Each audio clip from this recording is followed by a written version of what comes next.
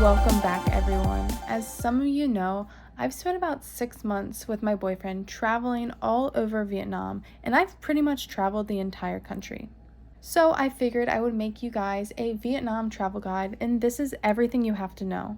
We're going to go over visa, budget, currency, tips, itinerary, apps to download, the best times to come, transportation, and really just everything. And I'm going to make this as quick as possible for you guys. So let's get into it. First of all, the visa. There's a very specific website that you need to go. I know there's a lot of visa agencies and different visa websites, but honestly, this is the one that I've only used and I've never had an issue with it. As of the last time that I went, which was a couple months ago, the visa was only $25 for 3 whole months. And yes, you can technically stay longer. You just have to leave the country for about 2 to 3 days for them to get a new visa, and then you can go back in for another 3 months. I will say though, the only way that you can go back in so quickly, like some people do about a day, is they use a visa agency. This is going to cost you a lot more. I think around $75. Most people take a train or a bus into Cambodia. They stay there for a few hours, and then the visa agency brings them back with a new visa for 3 more months. The way I've done it and the way I suggest is just flying out to a different country, like Thailand, Malaysia, anywhere that's around. You can even go to Cambodia or Laos and spend a few days there before heading back to Vietnam. As soon as you land out of Vietnam into a new country, apply for your next visa. And then it's going to take a few days, sometimes even a week, so plan ahead, for you to get that next visa, and then you can come on back. I would just buy a one-way flight into a different country, stay there for a bit, explore, have some fun, and then once you get your Vietnam visa, come back and just book another one-way ticket. Now, one of my biggest tips is making sure you do the visa application correctly. So many people, including my friend, have had so many issues where they actually had to pay for a visa agency because they messed up. Sometimes it can take a long time if it's high season. I've heard people waiting 2 weeks before they even get their visa approved or not approved.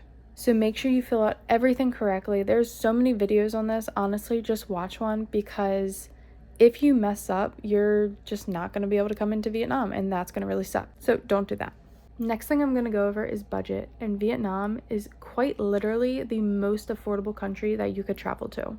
And I'm talking, you could even budget $15 to $20 a day for a very low budget if you wanted to. Mid-range would be about $30 a day, and anything luxury would be probably $75 or more.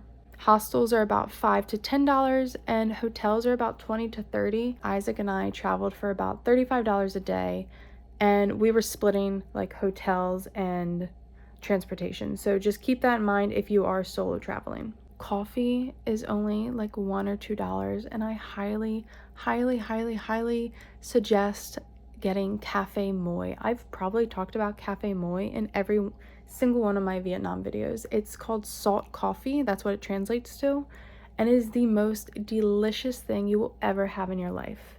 There's also another popular coffee called egg coffee that's mostly in Hanoi. Isaac loves it. I can't get behind it, but try it at your own risk. It's very thick, but definitely get Cafe Moi. You will thank me. Anyway, sidetracked. Food is about $2 to $5 for a regular meal. If you're going out to like a nice restaurant, you could probably spend about $10 a meal.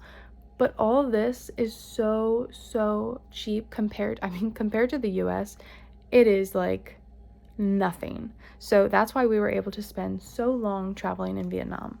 Now, some of my favorite foods are banh mi, Vietnamese pancake, which is called bun zao, pho, hot pot, eggplant clay pot, spring rolls, peach tea. Oh my gosh, their peach tea is so good. And of course, my number one favorite is Cafe Moi.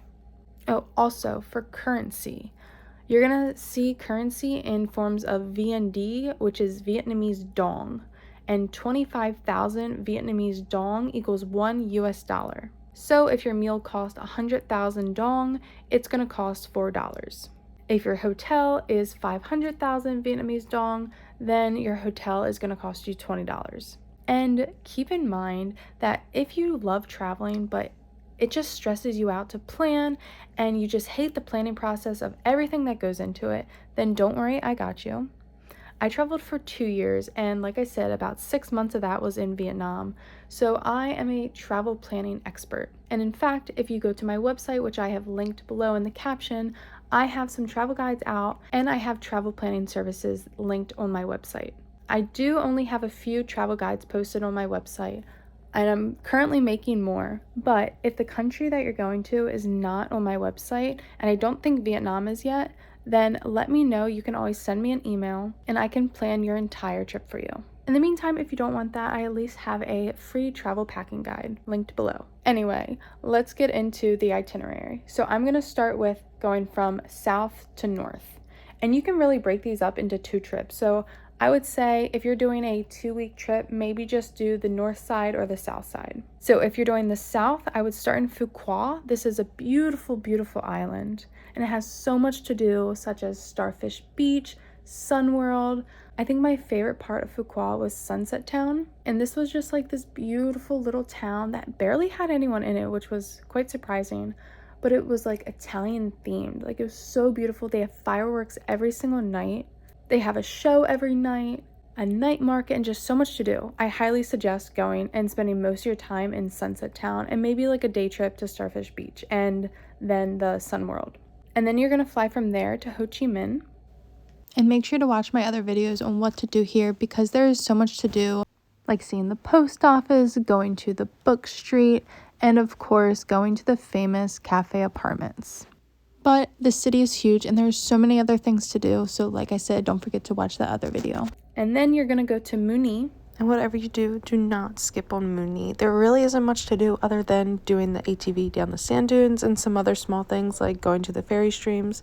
But this was such a blast. And I think this cost me like $12 to $15. And then you're going to go to Dalat. There's so much to do here, but make sure to do the alpine coasters and the clay tunnels. So many people also skip Dalat, but don't do that. And then Hoi An. And then Da Nang. And Da Nang is one of my favorite places. We honestly want to live there once we can save up a little bit more money. So Da Nang is like your midway point. So if you're going to the north side and you want to work your way up from the middle, you're going to start in Da Nang, and then you're going to go to Hue, and then Hanoi, and then you're going to go to Ha Long Bay, and then you're going to go to Sapa. And then from Sapa, you're going to go to Ninh Bình. And then from Ninh Bình, you'll just take a bus back down and then stop in Hanoi, and you can fly out from Hanoi. So the main points of flying in are Hanoi, Ho Chi Minh, Da Nang, and I think Phu Quoc. Some apps that I would have downloaded is Google Translate, because a lot of Vietnamese people don't speak English and they should not be expected to because you are a foreigner coming into their country. So at least make sure you have the translator app so that you can talk to them, especially when getting rides on like the taxi apps and things like that, or for ordering food. Please don't be the type of person that expects everyone to speak your language. You're also going to want to download a currency converter. Now, Vietnam is pretty easy just because it's 25,000 dong equals $1, so it's pretty easy, but I just like to use this just so I know exactly how much I'm spending. Also, like traveling to any other country, you're going to want to download Google Offline Maps. So what you do is when you have Wi-Fi or signal, you can download the entire area of where you're staying. So if you're staying in Da Nang, you can download pretty much the entire map of Da Nang. And then if something happens and for some reason you don't have service and you don't know where to go or what to do, you can just go to your Google Maps and it's offline already downloaded and you can still see where you're going. And then for food delivery and their like main transportation app, I use Grab. And this is where you can book bike rides, taxis, and like I said, food. Don't be scared of the bikes though. They are honestly so much fun. I used to be petrified of them, but now I miss them so much now that I'm back in the US. It is just like pure freedom. You can also learn to drive one, but I didn't do that. I got too scared. And then for a SIM card, you can download Airalo, and I think in the caption I even have a $3 off coupon. The best time to travel Vietnam is a little different based on the place that you're going. So if you're going to North Vietnam from like Hanoi, Ha Long Bay area, you're gonna go from October to April. That's like the dry and cool season. And you're going to avoid May to September. That's like hot, humid, and typhoons. You don't want that. And then central Vietnam, like Hue, Da Nang, Hoi An, you're going to go from February to August. That's the dry season. And you're going to avoid September to January. And for South Vietnam, like Ho Chi Minh, Phu Quoc, Muni, you're going to want to go between November and April. That's their dry season. And avoid May to October. And that's their rainy season. Now, I want to go into some tips for Vietnam because I learned a lot in the 6 months that I traveled, and I don't want you guys to make the same mistakes. So my first tip is just note that it is normal to take off your shoes. And I'm not just talking about going into someone's home or your home. I'm also talking about in some pharmacies, stores, cafes, things like that. Just to be polite, I always ask or try to see if I can see anyone else not wearing shoes. It's not for everywhere. Like, you'll go into restaurants and you'll still be wearing your shoes, but I have gone into some cafes where I've taken my shoes off. And I've even gone to the pharmacy and had to take my shoes off. Vietnam has a very large Buddhist community, and like most of our travels, we love to look at the temples and just make sure you're being respectful and covering up your shoulders and your knees for any and all temples. And this includes men for their knees. One thing that took me a very long time to kind of get over and do was crossing the streets in Vietnam. And you're not really going to understand what I mean until you're in it, but no one stops. So when there's a crossroad in the middle, or crosswalk in the middle of the road, there's going to be cars and bikes still going. You just kind of have to walk and people will go around you. And especially in busier places like Ho Chi Minh or Hanoi, and there's quite literally hundreds of bikes just going past you, you need to keep going. You cannot stop in your tracks or they will hit you. Also, another tip for traffic is a lot of people will be honking. No, it doesn't mean they're mad or angry or trying to start some road rage. They're just showing people where they're at or what their next move is. So you're going to hear a lot of honking, and it's completely normal. It's just part of their culture. As for money, you're going to always want to have cash, especially if you're in places like Muni or Dalat or like the smaller towns, because they don't do cards sometimes. So I almost went to a restaurant and I didn't have any money, so I had to stop at the ATM and get cash. And you do not want to run into this problem because say there are no ATMs around, then you're screwed. One thing I don't like about ATMs is they only give you like a 3 to 5 million max, which honestly isn't that much money. So if you have an ATM fee, you're going to be ranking up them ATM fees quite a bit. I didn't really find any workaround around this. Keep this in mind because if you have an apartment that's say like 15 mil, then you're gonna have to go to the ATM 3 times and draw out 3 different times. So just keep that in mind. Another tip is everyone always asks me how we travel so much and get a lot of free flights. It's a travel credit card. So I have the ones that I have linked below, and they just rank up points, and then you can get free flights, free hotels, I think even cars to rent and things like that. It is the best travel hack out there. And I have, I think, 2 linked below that I have, and they even give you like, I think $750 and $400 of travel credit for free if you sign up. And then like after 3 months of paying the minimal amount, you get those points. And if you're going to be traveling for a while, I highly suggest this, even if you just want to rank up enough points to get a free flight, or just do the sign-on bonus and then you get that 750 credit. That right there is a one-way ticket to Vietnam from the US. My girlies who do their skincare, watch out on the products that they have because a lot of them have whitening ingredients in them. So a lot of their lotions, if you put them on, they will whiten your skin.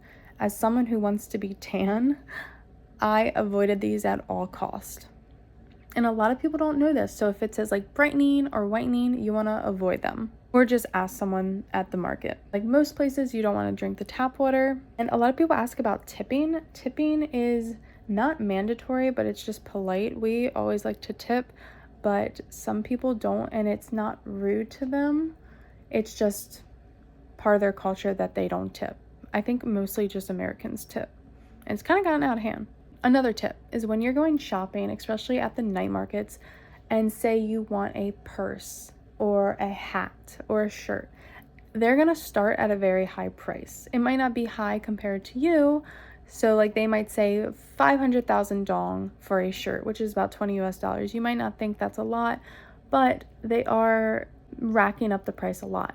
So you can bargain and you can probably get that shirt down to 200,000 dong. So like 8 US dollars or even cheaper. Don't bargain too much. You want to make sure that they're making money, but you also don't want to make sure you're getting scammed. And speaking of scams, I only had one scam happen to me while traveling in Vietnam, and surprisingly enough, it was in Da Nang, which I feel like Da Nang is just the safest part. And even more surprising, it was in the airport. So I went to go get a SIM card in the airport, and I got a month's worth of data, and so did my boyfriend, but he got a different one than I did. And mine ran out after about 2 weeks.